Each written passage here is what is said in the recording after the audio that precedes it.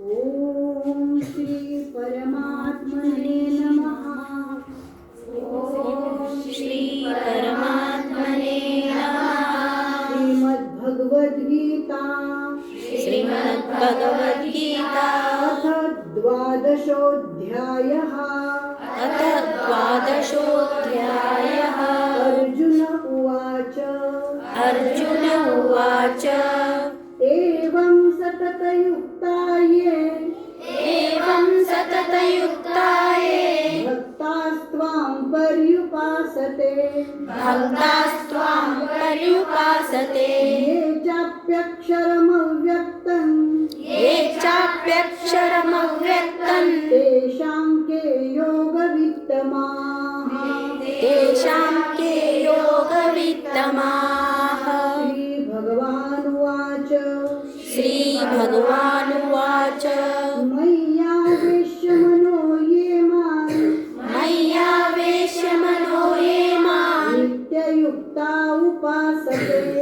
नित्ययुक्ता उपासते श्रद्धया परयोपेतास् श्रद्धया परयोपेतास् ते मे युक्ततमा मताः। ते मे युक्ततमा मताः। ये त्वक्षरमनिर्देश्यम् ये त्वक्षरमनिर्देशम् अव्यक्तं पर्युपासते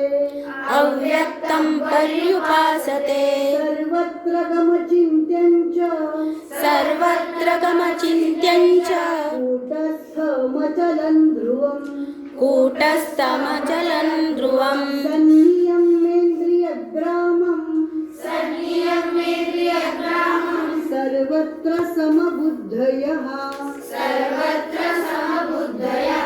ते प्राप्नुवन्ति मामेव सर्वभूतहिते रताः सर्वभूतहिते रताः क्लेशोऽधिकतरस्तेषाम् अव्यक्तासक्तचेतसाम् अव्यक्तासक्तचेतसाम् अव्यक्ता हि गतिर्दुःखम् अव्यक्ता हि गतिर्दुःखम् देहवद्भिरवाप्यते देहवद्भिरवाप्यते ये तु सर्वाणि कर्माणि ये तु सर्वाणि कर्माणि मयि सन्न्यस्य मत्पराः मयि सन्न्यस्य मत्पराः अनन्येनैव योगेन अनन्येनैव योगेन मां ध्यायन्त उपासते मां ध्यायन्त उपासते तेषामहं समुद्धर्ता तेषामहं समुद्धर्ता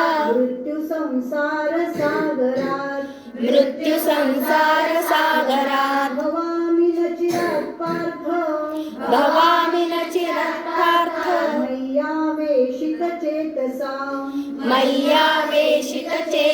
आपने कभी सोचा कि जब हम प्रकृति में होते हैं तो हमारा मन कैसे अपने आप शांत हो जाता है? ये इसलिए मय्येव मन आधत्स्व मय्येव मन आधत्स्व मयि बुद्धिं निवेशय मयि बुद्धिं निवेशय निवसिष्यसि मय्येव निवसिष्यसि मय्येव ऊर्ध्वन्न संशयः अत ऊर्ध्वन्न संशयः अथ चित्तं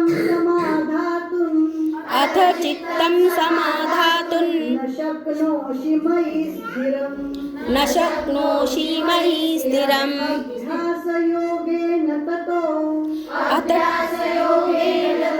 मामिच्छाप्तुं धनञ्जय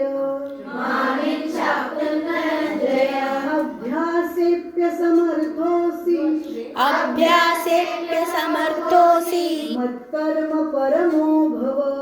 मत्कर्म परमो भव मदर्थमपि कर्माणि कुर्वन् सिद्धिमवाप्स्यसि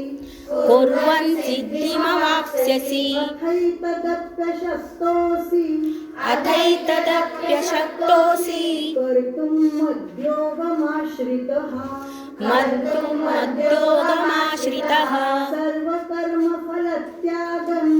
सर्वकर्मफलत्यागं ततः कुरु यतात्मवान् ततः कुरु यतात्मवान् श्रेयो हि ज्ञानमभ्यासात् श्रेयो ज्ञानामभ्यासात् ज्ञानाध्यानं विशिष्यते ज्ञानाध्यानौ विशिष्यते ध्यानात् कर्मफलत्यागस् ध्यानात् कर्मफलत्यागस् त्यागात् शान्तिरनन्तरम् त्यागात् शान्तिरनन्तरम् अद्वेष्टा सर्वभूतानां अद्वेष्टा सर्वभूतानां मैत्रः करुण एव च मैत्रः करुण एव च निर्ममो निरहङ्कारः निर्ममो निरहङ्कारः समदुःख सुखक्षमी समदुःखसुखक्षमी सन्तुष्टः सततं योगी सन्तुष्टः सततं योगी यतात्मा दृढनिश्चयः यतात्मा दृढनिश्चयः मय्यर्पितमनो बुद्धिर् मय्यर्पितमनो बुद्धिर् यो मद्भक्तः स मे प्रियः यो मद्भक्तः स मे प्रियः यस्मान्नो द्विजते लोको यस्मान्नो द्विजते लोको लोकान्नो द्विजते च यः लोकान्नो द्विजते च यः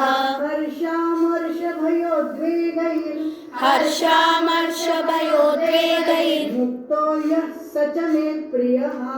मुक्तो यः स च मे प्रियः अनपेक्षः शुचिर्दक्ष अनपेक्षः शुचिर्दक्ष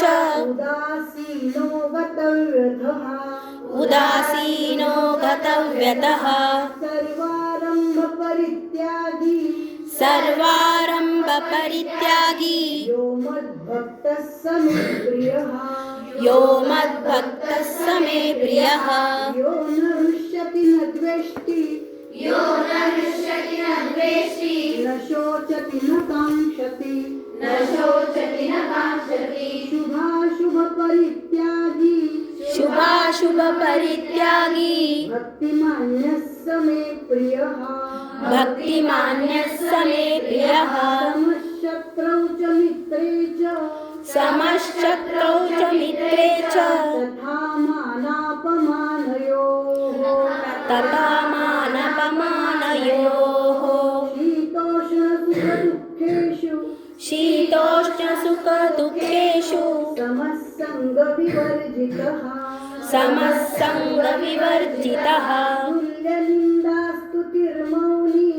तुल्यनिन्दास्तुतिर्मौनी सन्तुष्टो येन केनचित् सन्तुष्टो येन केनचित् अनिकेतस्थिरमतिर्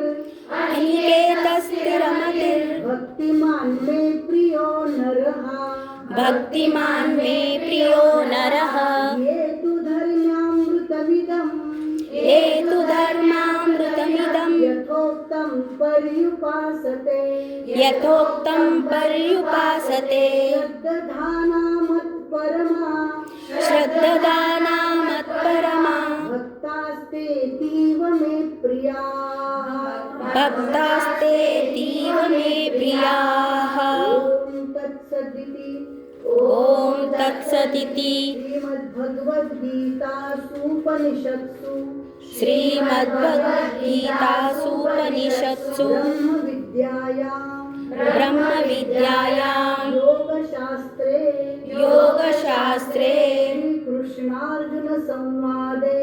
श्रीकृष्णार्जुनसंवादे भक्तियोगो नाम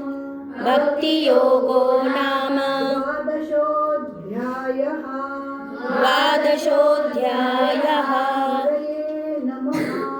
हरये नमः हरये नमः हरये